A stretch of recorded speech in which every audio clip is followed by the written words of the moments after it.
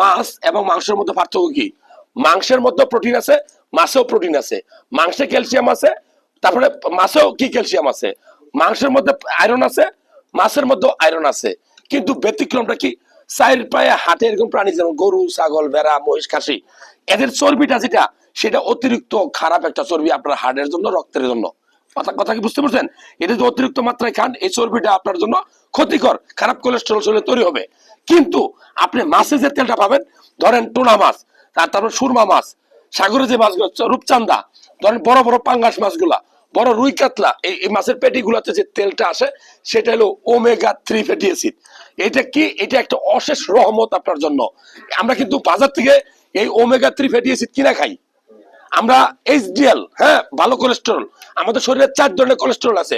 একটা total cholesterol, একটা LDL, একটা এইচডিএল, একটা ট্রাইগ্লিসারাইড।